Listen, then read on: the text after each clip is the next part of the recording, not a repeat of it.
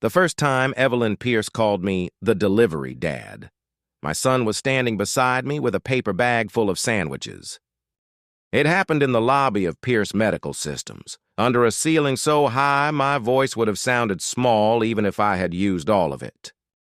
I was wearing a faded brown work jacket, jeans with a tear near the knee, and boots still marked with dust from the county road. My 12-year-old son, Noah, stood next to me in his school hoodie, holding lunch for the nursing staff at the pediatric wing because every Thursday after school, we delivered meals my sister made at her diner. That was our routine. A small thing. A decent thing. Then Evelyn Pierce walked out of the private elevator with 6 executives behind her, looked straight through me, and said to her assistant, "Why is the delivery dad blocking the investor tour?" Nobody laughed loudly. Rich rooms rarely laugh loudly. They prefer small smiles, a lowered chin, a quiet glance to the side that says everyone understood where I belonged. Noah's face changed first. That is how I knew the words had landed. He looked down at the paper bag and shifted it behind his leg, as if the sandwiches had suddenly become embarrassing. I said, "We are here for the pediatric nurses." Evelyn glanced at the visitor badge on my chest. "Then use the service hall." Her chief strategy officer, Marcus Vale, smiled like he had been waiting for her to say something exactly that cruel. "Security can escort them," he said. Noah whispered, "Dad, it's okay." But it was not okay. Not because she insulted me. I had been insulted by better people in worse places. It was not okay because my son had just learned that kindness could be treated like contamination if it arrived in the wrong clothes. I looked past Evelyn toward the glass wall behind her. Beyond it, inside the atrium, stood a white display case holding the company's original emergency neonatal ventilator, Model P7, the machine that built Pierce Medical. The machine Evelyn's father had patented 31 years ago. The machine every investor on that tour was there to admire before voting on a $390 million licensing deal with a private manufacturing group called Vantamed. The machine everyone believed was safe behind glass. I noticed one thing wrong immediately. The pressure valve assembly was not original. It was a replacement. And not just any replacement. It was the same bad component that had nearly killed 6 premature infants in Raleigh 8 years earlier before the recall was buried. My hand tightened around the strap of my tool bag. Evelyn followed my eyes and frowned. "Is there a problem?" "Yes," I said. Marcus gave a soft laugh. "With the sandwiches?" I looked at him. "No. With the lie in your display case." The lobby went quiet. Evelyn's face hardened. "Excuse me?" I stepped toward the glass case. 2 security guards moved with me. Noah grabbed my sleeve. "Dad." I looked back at him. His eyes were scared. But beneath the fear, I saw the question he had been asking since his mother died. "Are you going to let them make us small?" I set my tool bag down. Then I said the sentence that changed everything. "If that valve is the one I think it is, your father's company did not invent the machine that saved those babies. My wife did. My name is Jonah Reed. I am 43 years old. I am a single father. I live with my son, Noah, in a small rental house outside Raleigh, North Carolina, behind my sister's diner and across from a church parking lot that floods every spring. I repair medical equipment for rural clinics. Incubators, portable oxygen units, dialysis pumps, old imaging carts. Anything too important to throw away and too expensive for small hospitals to replace. Most of the machines I work on should have been retired years ago. So should some of the men running the budgets. My wife, Anna, was a biomedical engineer. She had the kind of mind that made hard things feel clean once she explained them. She could take a broken circuit board, 3 wires, and a legal pad full of sketches and make a device breathe like it had been waiting for her hands. She died 5 years ago. A brain aneurysm at 38. No warning. No last speech. No hospital bed conversation where we got to say the things movies promise people get to say. One morning, she kissed Noah on the forehead, told me there was leftover soup in the fridge, and left for work. By evening, she was gone. After that, Noah stopped asking big questions. He became polite, helpful, too careful. Children who lose a parent sometimes grow quiet in a way adults mistake for strength. It is not strength. It is a child learning that the world can change too quickly, so they make themselves small to avoid causing another change. I hated that. But I also did not know how to fix it. So I worked. I packed lunches. I drove him to school. I sat beside him through math homework.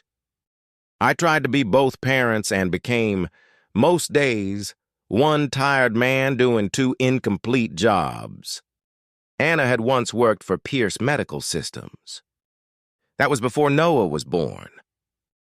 Before we bought the little house. Before she walked away from the company with a non-disclosure agreement, a severance check she never cashed, and a box of notebooks she locked in our attic. She never told me the whole story. Only pieces. She said Pierce Medical had used her prototype. She said Evelyn's father, Howard Pierce, had promised credit and buried it. She said a valve assembly she designed had been replaced with a cheaper supplier version after she left. She said if anything ever came back to hurt patients, the truth was in the notebooks. I asked why she never fought. She said, because powerful people can make truth feel expensive, and we had a baby. I did not push. That is one of the regrets that visits me when the house is quiet. 8 years after Anna left Pierce, the Raleigh incident happened. 6 premature infants on emergency ventilator support had sudden pressure irregularities. All survived, barely. The official explanation was user error combined with maintenance delay. Anna cried when she read the report. Not loudly. Anna almost never cried loudly. She sat at the kitchen table with one hand over her mouth and whispered, "They used the cheap valve." She wanted to come forward. Then the hospital signed a settlement. The record sealed.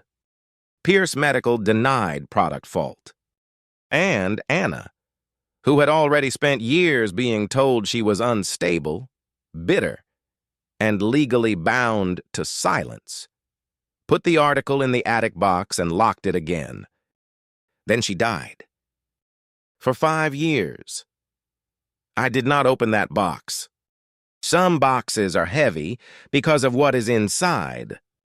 Some are heavy because of who is not here to open them with you. That Thursday at Pierce Medical, I had not gone looking for a war. I had gone with Noah to deliver sandwiches. But when I saw that valve in the display case, I knew the past had not stayed buried. Evelyn Pierce did not call security immediately. That surprised me. Instead, she looked at me the way executives look at problems they cannot classify fast enough.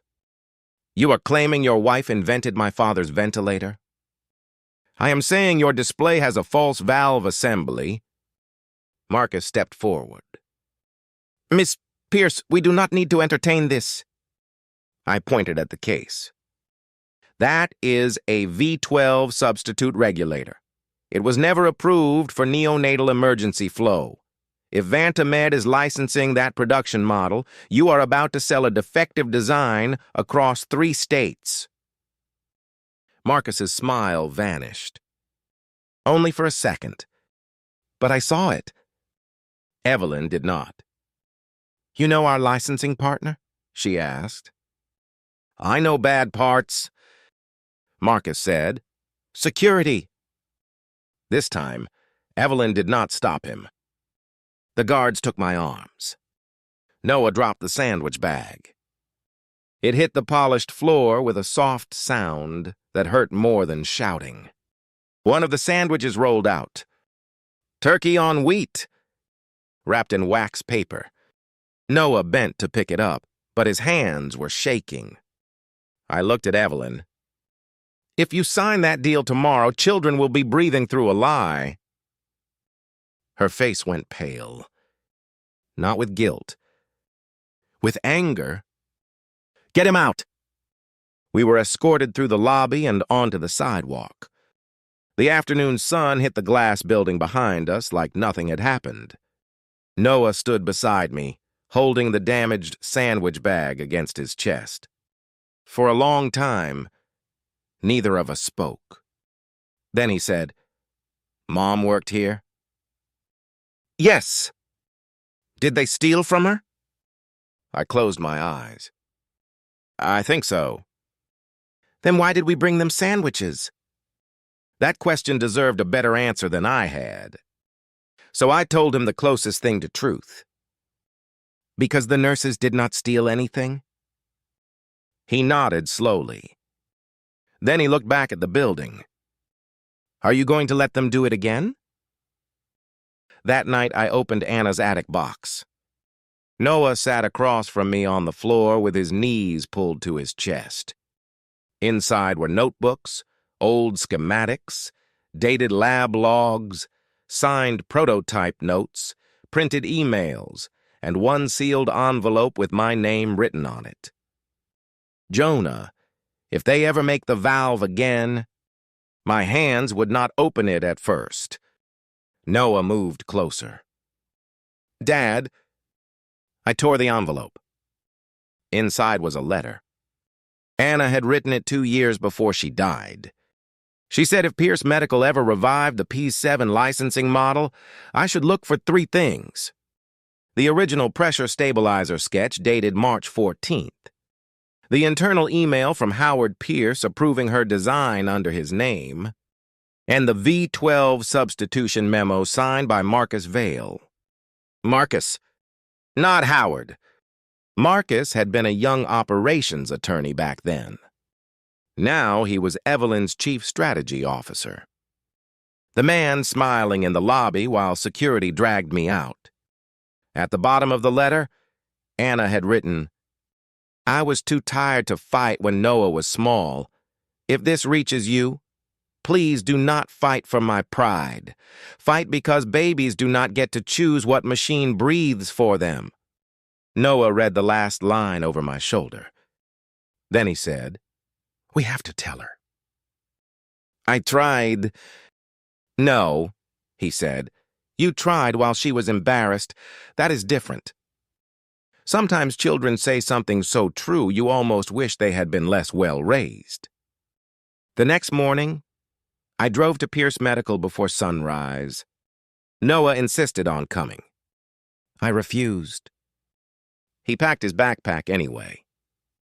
I'm not skipping school, he said. I'm learning civics. I did not have the energy to argue with a 12-year-old constitutional scholar.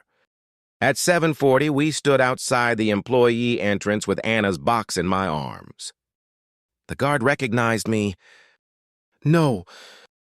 I looked at him. Call doctor. Ruth Calder. He frowned. There are names that still open doors in old buildings. Ruth Calder had been Pierce Medical's former head of clinical testing. Retired. Sharp as winter. And, according to Anna's notebooks, one of the only people who had tried to protect her work. 20 minutes later, Ruth came through the door in a gray coat, hair white, eyes hard. She looked at me, then at Noah, then at the box. "You are Anna's husband." "Yes."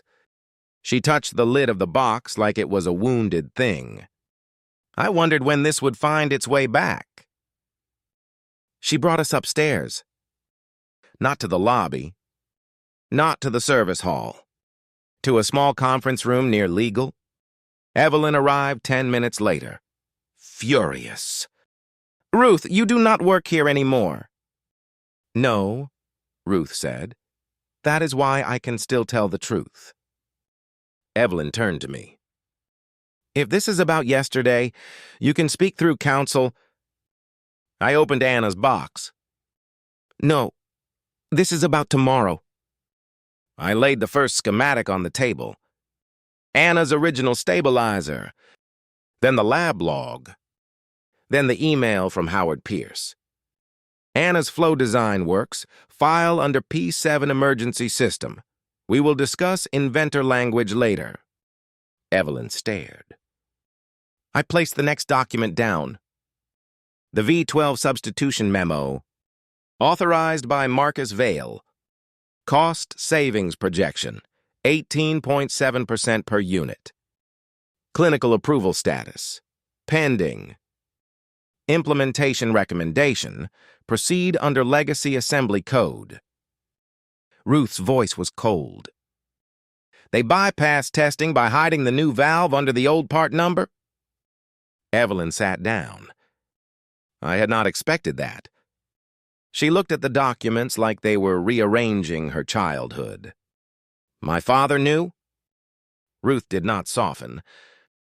Your father stole credit. Marcus made it dangerous. The room went silent.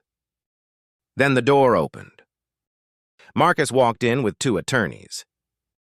He saw the box. He stopped. That was enough. Evelyn looked at him. How long have you known? Marcus recovered quickly. Known what? Ruth pointed to the memo. That you replaced a neonatal pressure assembly with an unapproved cost-saving component? Marcus's mouth flattened. That memo is privileged and taken out of context. Noah spoke before I could stop him. Did babies almost die because it was cheaper? Every adult in the room turned. Marcus looked at my son as if he were an interruption. This is not a conversation for children. Noah stood straighter. My mom made the part that worked. Marcus did not answer. Evelyn watched him. And finally, she saw it. Not proof. Not yet. But the shape of the lie. She turned to her attorneys. Pause the Vantamed signing. Marcus snapped. You cannot pause a $390 million deal over a grief box. That was his mistake. A grief box. Evelyn stood slowly. My father's company was built on that grief box. By noon, Pierce Medical's board had convened. By 1, Vantamed's representatives were in the building demanding explanations.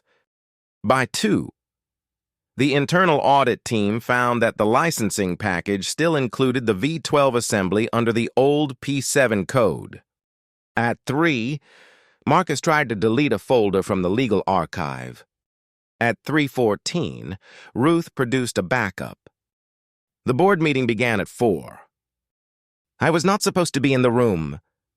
Evelyn invited me anyway. Noah waited outside with Ruth's assistant, doing math homework like the world was not splitting open 20 feet away. Evelyn stood at the head of the table. No white speech. No polished crisis language. Only documents. She showed Anna's schematic. Howard's email. Marcus's memo. The Raleigh incident report. The current Vantamed production attachment. Then she said, this company nearly licensed a dangerous component because we protected a lie for too long. Marcus objected. He said the evidence was old. He said Anna's role was overstated. He said the Raleigh incident was settled. He said delaying the deal would destroy shareholder value. Then I stood. Not because I wanted to speak, because Anna was not there to do it. My wife did not want revenge, I said. She wanted the machine to work. If you want to argue about credit, argue with the documents. If you want to argue about value, ask the parents who sat beside incubators praying the pressure stayed stable. No one spoke. Evelyn looked at Marcus. You are suspended pending outside investigation. He laughed once. You are making a mistake. No, she said. I am inheriting one. The Vantamed deal collapsed within 48 hours. The public statement said Pierce Medical had identified legacy documentation concerns requiring full safety review. That was not the whole truth. But it was the first crack in the wall. 3 weeks later, the full report named Jonah Reed as primary inventor of the P7 stabilizing flow assembly. Howard Pierce's name remained in the company history, but not alone. Marcus Vail resigned before he could be fired. Then he was subpoenaed. Raleigh families were notified that the original settlement review would be reopened. Evelyn Pierce held a press conference. She did something I did not expect. She said Anna's name. Clearly. Fully. Without hiding behind corporate words. Then she said mine. And then she said Noah's. Not as witnesses. As the family who carried the truth when Pierce Medical would not. After the press conference, she came to my repair shop. No cameras. No attorneys. No assistant. Just Evelyn in a simple coat, holding the same paper sandwich bag Noah had dropped in the lobby. She had kept it. Not the sandwich. The bag. Flattened. Cleaned. Folded carefully. Noah was at the counter building a model bridge from popsicle sticks. He looked up. You came through the front door. Evelyn nodded. I should have let you use it the first time. He considered her. That was rude. Yes, she said. It was. I wiped my hands on a rag. What can I do for you, Ms. Pierce? She placed a folder on the counter. Inside was the revised patent history. Jonah Reed listed as primary inventor. A scholarship fund in her name for rural biomedical technicians. And a letter of apology. Not to me? To Noah. He read it slowly. His lips moved on some words. When he finished, he looked at her. You called my dad delivery dad. I did. He fixes machines that keep people alive. I know that now. Noah looked at me. Then back at her. You should have known before. Evelyn's eyes filled, but she did not look away. Yes, she said. I should have. That was the first moment I believed she meant it. Not because she cried, because she did not defend herself. Months passed. Pierce Medical rebuilt the P7 program under full safety review. Ruth Calder returned as independent oversight chair. I agreed to consult part-time on rural maintenance conditions, but only under one rule. No meetings after 3 on school days unless something was on fire or actively breathing wrong. Evelyn agreed. Noah started spending Saturdays at the shop again. For the first time, he asked about his mother's notebooks without lowering his voice. We built a shelf for them. Not in the attic. In the office. Where light could reach them. One Thursday afternoon, we returned to Pierce Medical. Not through the service hall. Through the front lobby. The white display case had changed. Inside was the original P7 prototype with Anna's stabilizer assembly visible through a clear side panel. Below it, a plaque read, Jonah Reed, biomedical engineer, primary inventor of the stabilizing flow assembly that made the P7 possible. Noah stood in front of it for a long time. He did not cry. Neither did I. But he reached for my hand, and I held it.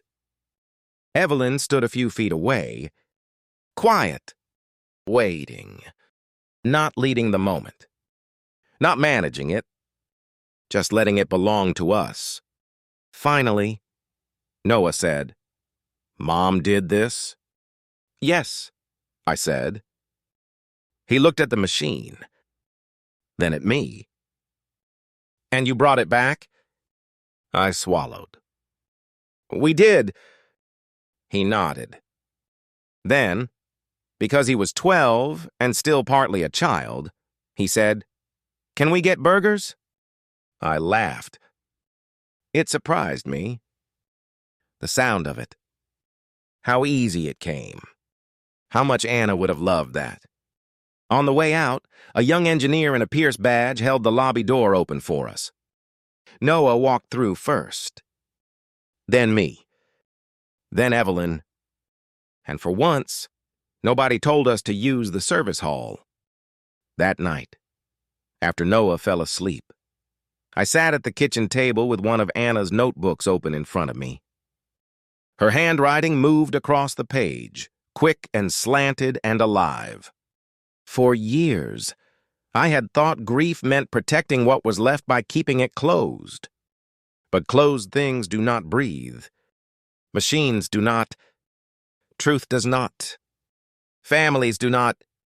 Sometimes the thing you are afraid to open is the thing that lets your child finally understand where he came from. So, if someone judges you by the work jacket, the delivery bag, the grease under your thumbnail, let them. If they call you small because they cannot see what you carry, let them. You do not have to shout your worth over every insult. Sometimes the truth waits in a box. Sometimes it waits in a machine. Sometimes it waits in the hands of a child who watched too much and understood more than anyone thought. And when the time comes, when the door finally opens, walk through the front. Not because they allowed you, because you always belong there.